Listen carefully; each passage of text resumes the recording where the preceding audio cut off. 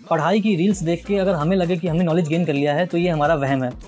ये वहम इसलिए है क्योंकि जब हम लोग रील्स देखते हैं और हम लोग कुछ सीख रहे होते हैं, तो हमें लगता है कि हमें आ रहा है, लेकिन हमें आता नहीं है। हमारे दिमाग में निकल रहा होता है डोपामाइन, जिसकी वजह से हमें खुशी हो रही होती है। हमें लग रहा होता है हमने सीख लिया उसको, लेकिन गारंटी की बात ये है कि आपको जो है वो 1 घंटे बाद वो याद ही नहीं रहेगा। अगर आपको लॉन्ग टर्म में कोई चीज़ याद रखनी है, तो उसको बोरिंग तरीके से याद करना पड़ेगा। जिस तरीके से अगर मैं आपको ये बताऊँ कि आइंस्टाइन ने दी थी हमें इक्वेशन E=mc²। यहाँ पर E मतलब होता है एनर्जी, M मतलब होता है मास और C मतलब होता है स्पीड ऑफ लाइट।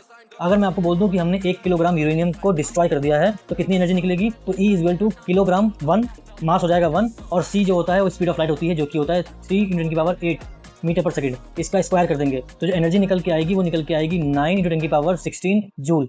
अब ये चीज़ बड़ी बोरिंग सी लगी, लेकिन अगर मैं इसको ग्राफिक से समझाऊँगा, इसको मैं लिख-लिख के समझाऊँगा, तो वो आपको अच्छा लगेगा। लेकिन अगर हम लोग अपने दिमाग पे ज़ोर नहीं डालेंगे, तो हमें वो याद कैसे होगा?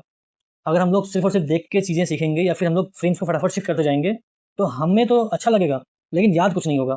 इसीलिए पढ़ाई जो है वो बोरिंग तरीके से ही होती है। अगर हम लोग मल्टीपल टाइम्स रिवीज़न करेंगे, बोरिंग काम को बार-बार करेंगे तभी हो पाएगा, अदरवाइज़ नहीं हो पाएगा वो।